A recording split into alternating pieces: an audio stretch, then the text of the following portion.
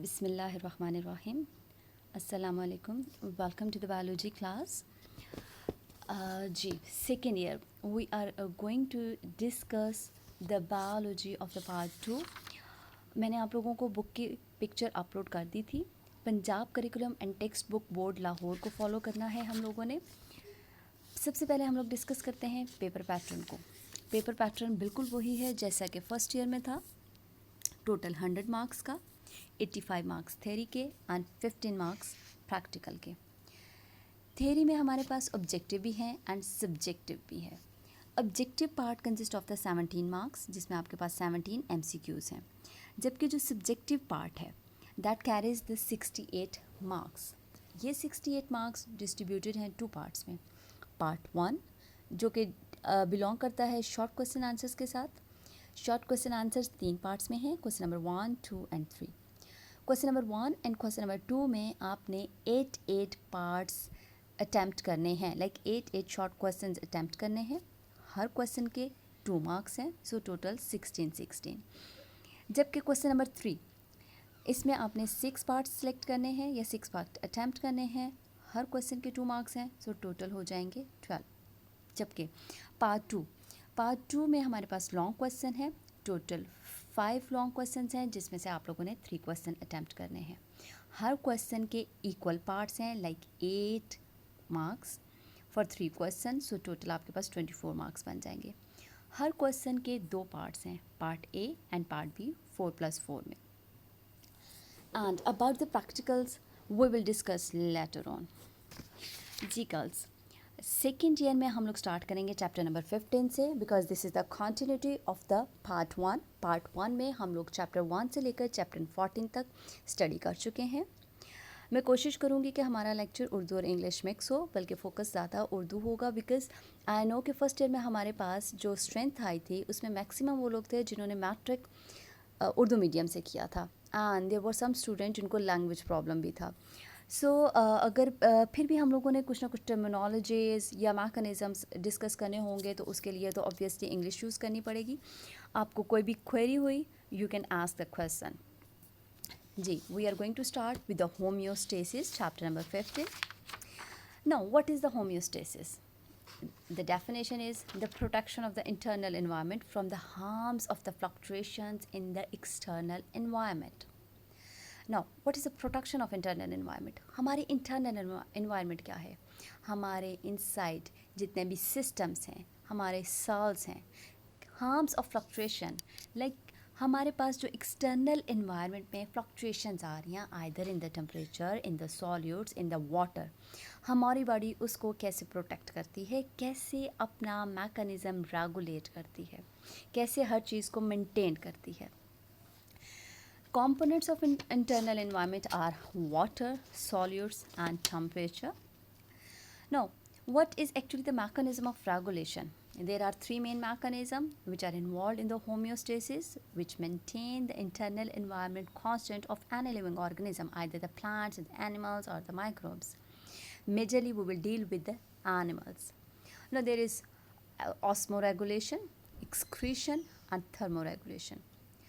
Osmoregulation, as the name indicates, osmo, water, regulation, that is going to regulate, so gain and loss of water and solutes. Then excretion, which is actually the elimination of nitrogenous waste substances inside our body, which cannot be retained inside the body, which should be expelled. हमारी body में अगर वो रही तो harmful हो जाएगी, that is not good. So उसको body से एलिमिनेट होना है to regulate the mechanism, to maintain the internal environment constant. The third is thermoregulation. Therms mean temperature. So how our body is going to regulate our body temperature? As you know, हमारी body का temperature fix है, that is 98.6 Fahrenheit. It doesn't matter कि बाहर snowfall हो रही है या बहुत तेज़ धूप है, हमारी बॉडी का टेम्परेचर वही रहेगा.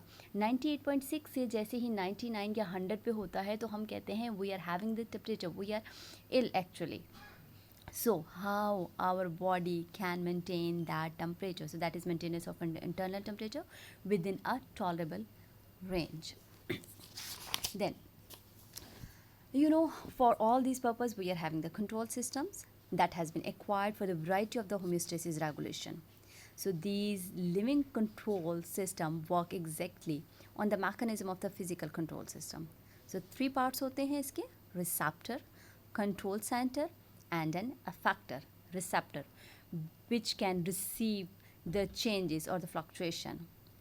देन कंट्रोल सिस्टम जो कि देखेगा कैसे उसको रेगुलेट करना है, एंड देन इफेक्टर जो कि बताएंगे किसने करना है और कैसे करना है. देन हमारे पास जो फ्लक्चुएशंस होती हैं, फ्लक्चुएशंस 2 तरह की हैं: fluctuations in a wide range, fluctuations in a narrow range. What is in a wide range? Wide range means कि हमारी बॉडी और एक्सटर्नल इन्वायरमेंट. सो बाहर धूप है, हमारी बॉडी का टेम्परेचर मेंटेन रहेगा. बाहर स्नोफॉल हो रही है, हमारी बॉडी का टेम्परेचर 0 पे नहीं आएगा. इसी तरह से इफ़ वी आर स्विमिंग, तो ऐसा नहीं है कि वाटर मॉलिक्यूल्स हमारी बॉडी में सारे के सारे एंटर हो जाएं. Clear? So that is external. या बाहर बारिश हो रही है, आप बारिश में फिर रहे हैं, घूम रहे हैं, सो वो पानी आपकी बॉडी में आ जाए, no. So that is fluctuation जो कि बाहर है, वाइड रेंज पे है, इन द एक्सटर्नल एनवायरनमेंट है. हमारी बॉडी का एक इंटरनल कंट्रोल सिस्टम है जो उसको मेंटेन करेगा. Then fluctuation in a narrow range. Narrow range means inside our body, each and every cell also has this control mechanism with the help of control system.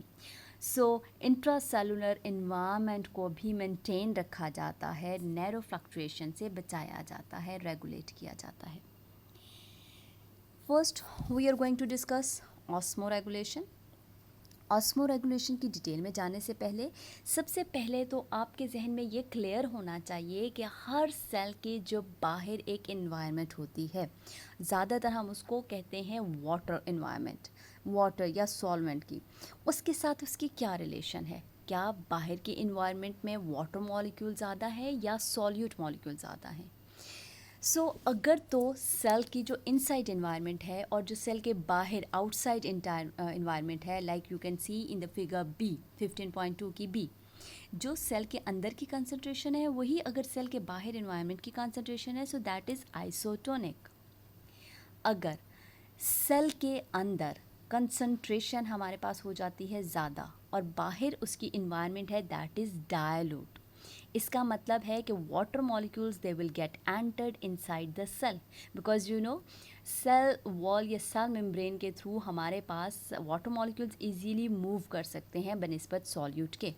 So water molecules बाहर ज़्यादा हैं, dilute हमारे पास solution है, dilute environment है, वहाँ से cell के अंदर एंटर होंगे, as you can see in the figure 15.2a. That is the situation जहाँ पे बाहर वाटर मॉलिक्यूल ज़्यादा हैं, सेल के अंदर वाटर मॉलिक्यूल कम है, सॉल्यूट की कंसंट्रेशन ज़्यादा है. So that is hypotonic. Actually these words are with related to external environment के बाहर सॉल्यूट कम है, सॉल्वेंट ज़्यादा है. सो सॉल्यूट कम, हाइपो मीन लेस, के बाहर सॉल्यूट या डाइल्यूट सोल्यूशन है, कंसंट्रेशन कम है. So that is hypotonic. So इस सिचुएशन में बाहर से वाटर मॉलिक्यूल सेल के अंदर एंटर होंगे, so that will get turgid, swell कर जाएगा, फूल जाएगा. In the figure see you can see a situation, ये वही नॉर्मल सेल है, लेकिन हमारे पास क्या हुआ, बाहर जो आपने बीकर में एक्सटर्नल एनवायरनमेंट उसको प्रोवाइड की, उसमें आपने कंसंट्रेशन ज़्यादा कर दी. That is hyper. Hyper mean you know the above thing. हम कहते हैं ना कि बहुत हाइपर ना हो, सो बहुत ज़्यादा. सो कंसंट्रेशन हमारे पास ज़्यादा है, सेल के अंदर कम है. सो वाटर मॉलिक्यूल्स अंदर से बाहर निकलेंगे, और जब वाटर मॉलिक्यूल अंदर से बाहर जाएंगे तो सेल श्रंकन हो जाएगा, श्रिंक कर जाएगा. So these are how the cell actually regulate or balance the water and the solutes. Then, what is the osmoregulation in plants? Now, plants are distributed in the different habitats of aquatic, moderate and severely dry terrestrial nature. You know, कुछ पानी में है, कुछ हमारे पास पहाड़ी area में है, कुछ मैदानी एरिया में प्लांट्स हैं. So how they are going to osmoregulate, वो अपने अंदर वाटर कंटेंट को कैसे रेगुलेट करेंगे. ऑन दीज थिंग्स हमारे पास प्लांट्स 3 तरह के आ जाते हैं: hydrophytes, mesophytes and xerophytes. Hydrophytes, hydro means water. So these are the plants actually which have more water, they are flooding inside the water, जो कि ज़्यादातर हमारे पास पानी के अंदर रहते हैं, पानी के अंदर ग्रो करते हैं. इस सिचुएशन में जहाँ पे वो हर टाइम फ्लड कर रहे हैं इन द वाटर, उनके पास एक स्पेशल मैकेनिज़्म है जिसके थ्रू वो उस पानी की अमाउंट को, कंसंट्रेशन को रिटेन करते हैं, रेगुलेट करते हैं. ऐसा नहीं है कि बाहर पानी बहुत ज़्यादा है तो सेल हमारे पास पानी जो प्लांट्स के सेल्स हैं वो बर्स्ट करते चले जाएं. No, they are having a specific mechanism. और इसमें जो ज़्यादा अडेप्टेशन है फ्रेश वाटर में ख़ास तौर पे, that is they are having the large surface area of the leaves for the transpiration. और उसमें स्टोमेटा भी ज़्यादातर upper side of the leaf, upper surface of the leaf होते हैं. For example the water lily में भी आपने देखा हो कि वाटर लिली के जो लीव्स हैं वो बहुत बड़े बड़े से हैं और उनके जो स्टोमेटा हैं वो अपर साइड पे हैं, जो कि हवा के साथ जिनका कांटेक्ट होता है. आप अपने बुक में 15.3 को देख सकते हैं. The second is mesophytes. They have actually the moderate water availability. In sufficient supply of the water, stomata are kept open to promote the loss of the excess water. So अगर पानी ज़्यादा है तो स्टोमेटा खुले होंगे, पानी बाहर निकल जाएगा. अगर पानी कम है तो स्टोमेटा क्लोज हो जाएंगे, so they will restrict the supply of the water. So mesophytes जो कि हम कह रहे हैं मॉडरेट वाटर अवेलेबिलिटी में मौजूद हैं, पानी ज़्यादा तो भी रेगुलेट करेंगे, पानी कम मिल रहा है तो भी रेगुलेट करेंगे अपने मैकेनिज़्म को. For example brassica, rose, mango, जो कि आपको यहाँ डिफरेंट तरह के ट्रीज़ और पौधे नज़र आते हैं. The third is xerophytes. Xerophytes actually have the adaptation for the reduced rate of transpiration. बहुत से ज़ीरोफाइट्स ऐसे होंगे जिनकी छोटी आप देखेंगे स्टेम छोटे से होंगे, लीव्स थिक होंगे, सो दैट एक तो उनके स्टोमेटा भी बहुत कम होंगे कि वाटर ट्रांसपायर ज़्यादा ना करे और पानी उसके अंदर रिटेन करे. सो थिक क्यूटिकल होगी. They are also, they will be having the juicy type of material. Thick cuticle होने के साथ वैक्सी है, लेदरी है. Stomata normally lower side of the leaves मौजूद होंगे, normally located in the depression area, बिल्कुल सामने भी नहीं होंगे सो दैट ट्रांसपिरेशन ज़्यादा ना हो सके. ये बिल्कुल ऐसे ही है जैसे एनिमल्स में आप लोग पढ़ते हैं कि कैमल वो सहरा में सफ़र कर लेते हैं because they have the area जहाँ पे वो वाटर को स्टोर करते हैं अपनी बॉडी में एमरजेंसी यूज़ के लिए. सो ज़ीरोफाइट्स आर दोज प्लांट्स जो कि ड्राई कंडीशंस में सर्वाइव करते हैं. For example cactus. कैक्टस आप देख सकते हो 15.3 में कि हमारे पास मोटा सा पत्ता शो हुआ है जिसमें स्टोमेटा बहुत कम हैं, जो हैं वो भी डिप्रेशन के एरिया में हैं. Then what is osmoregulation in animals? Like जैसे प्लांट्स रेगुलेट करते हैं इसी तरह से एनिमल्स में भी वाटर की रेगुलेशन है. And on the basis of this इसको दो कैटेगरीज में डिवाइड कर दिया गया है. One is osmoconformers and the second one is osmoregulators. Now what are osmoconformers? Now they are having like those animals जिनके body fluids they are kept isotonic to the external environment. Isotonic हम लोग पहले ही discuss कर चुके हैं. Then they do not require to adjust their internal osmotic state. क्यों? Because जो बाहर इन्वायरमेंट की स्टेट है वही इंटरनल इन्वायरमेंट की स्टेट है, वही कंसंट्रेशन है. So there is no need. That's why they are called as osmoconformers कि उनको कोई प्रॉपर एडजस्टमेंट नहीं करनी है. जैसी इंटरनल इन्वायरमेंट है वैसी एक्सटर्नल इन्वायरमेंट है. Then osmoregulators, those animals whose body fluids concentration differ noticeably the outside the environment. Like जिनकी बॉडी फ्लूइड की कंसंट्रेशन बाहर के इन्वायरमेंट की कंसंट्रेशन से मैच नहीं करती है.